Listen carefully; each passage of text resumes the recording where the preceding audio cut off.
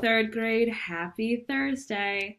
Today, we're going to keep talking about Native Americans and their different cultures and religion. And today, we're actually going to focus on the Native Americans of the greater Mississippi River area. So today, we're going to focus in on a specific area.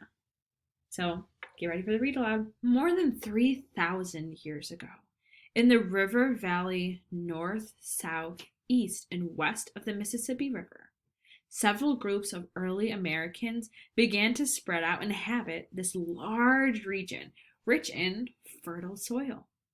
Because of the richness of the soil in the Mississippi River Valley, there was an abundance of plants that could be harvested for food.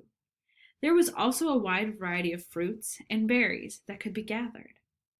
In addition, there were long, winding freshwater rivers that were teeming with fish. In the beginning, the group of people who lived in this region survived by hunting, fishing, and gathering. Then, while continuing to hunt, many of them also began to farm. As you heard earlier, farming provided groups of people with a more reliable food supply. In particular, they began to grow sunflowers and squash. Later, they grew corn and beans.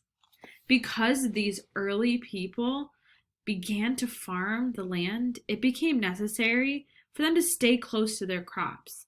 As a result, they began to construct permanent homes and settlements. Just as the ancient Egyptians, Mayans, Aztec, and Inca built giant structures that rose up towards the heavens, so too did the early native people of North America. They built amazing mounds. You can see right here, these amazing mounds. Some of the mounds were small with rounded tops. Others were flat-topped mounds. Others rose up to the sky like pyramids. Some were burial mounds, whereas others were strictly for ceremonial purposes. There were mounds shaped like animals too. Often the chief of the settlement, as the most important leader, had his home built on top of a mound. Today, archaeologists call this early native culture the Mississippian culture. The Mississippians were one of the three distinct groups known as Mound Builders. These three groups, the Adena, Hopewell, and Mississippians, lived at different times in and around this region of North America. The Adena were one of the early groups of people to build mounds.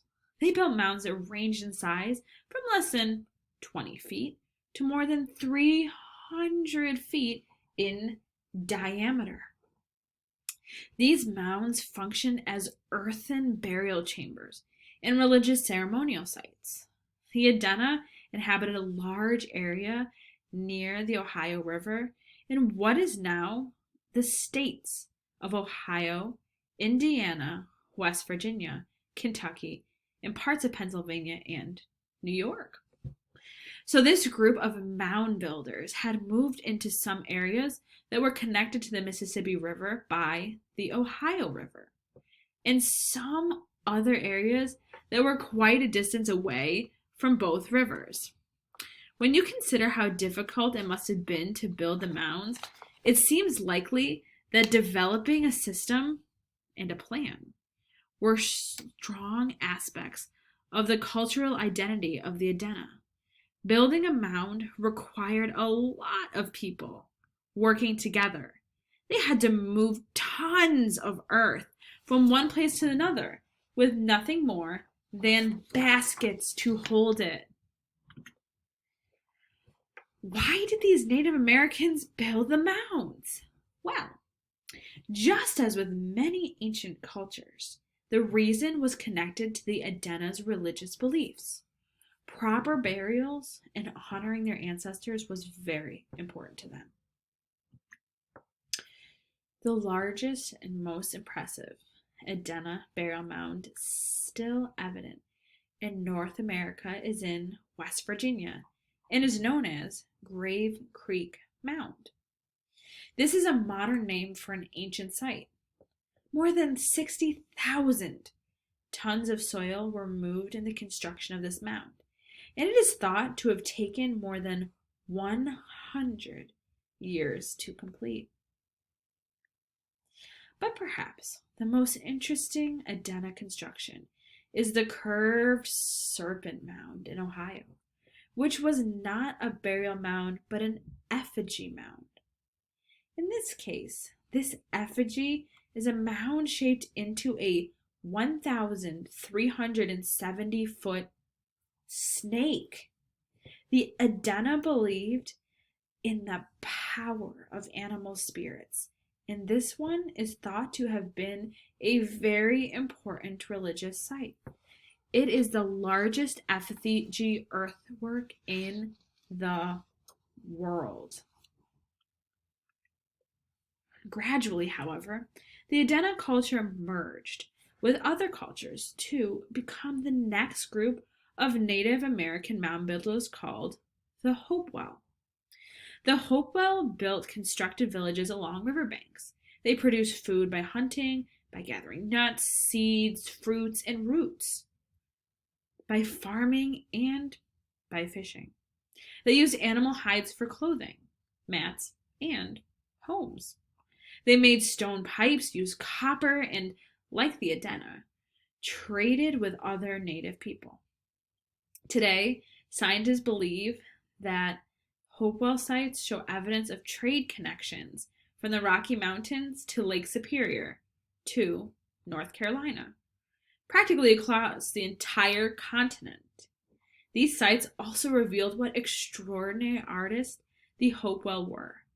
Archaeologists know this from artifacts that have survived, including decorative pottery in the shape of animals and human beings. Hopewell mounds were even bigger than the Adena mounds. It's possible that these mounds were not only used for burial purposes, but also as ceremonial temples, and perhaps even for defense purposes.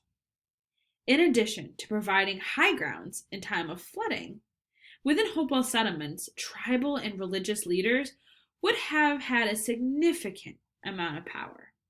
The Hopewell had rules, just as all societies do, designed to help large groups of people live in one place. Chiefs and religious leaders were often responsible for enforcing these rules. The final prehistoric cultural group of North America mound builders was the Mississippian culture.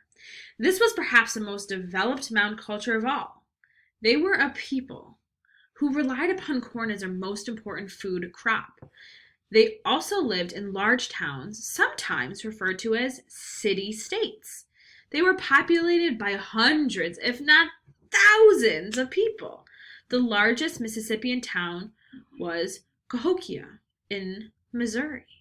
Within each Mississippian town, there were several mounds, but the most important mound was a flat-topped mound upon which sat a religious temple or a ruler's home. And you can kind of see right here, this guy looks like he's probably the most important one. If not, this is a religious temple. So again, this is an artist who drew this. They wrote upon, based upon what we've learned in history. So this could be either a ceremonial place or the most important tribal leader's home. The flat-top mound was usually constructed in a central plaza. Mississippian mounds were several stories high and were symbols of the people's religious beliefs. The Mississippians worshipped the sun and their ancestors. They were expert craftspeople, artists, and builders. The people were governed by powerful leaders and priests, and their religious beliefs touched every aspect of their lives. When Europeans came to North America, they encountered Mississippian people. The largest mound in this town is one of the mounds still in existence today and is known as Monk's Mound. It covers an area of 16 acres. It is larger at the base than the Great Pyramids of Giza in Egypt. Over a very long period of time, thousands of mounds were constructed by three distinct groups of people: the Adena, Hopewell, and the Mississippians. The Mississippian mound is in Georgia. None of these names mentioned here are native names. We do not know what the people called their mounds or even what they called themselves. Ironically, it is the mounds that provide us with a window into the past. After thousands of years, the mounds and the artifacts that have been discovered in and around them speak to us of a very long time ago before Europeans came into this continent. They speak of a time when Native Americans worshipped many different groups and nature gods and lived out their lives freely on this land. So tomorrow we're going to keep talking about all of these really important religious and cultural aspects of Native American life.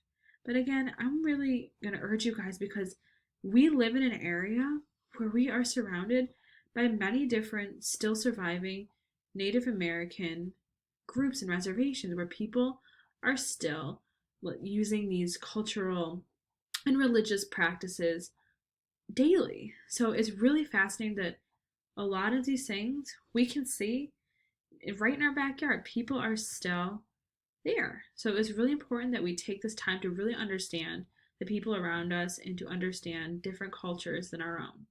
So, Diane Ye, I will see you tomorrow.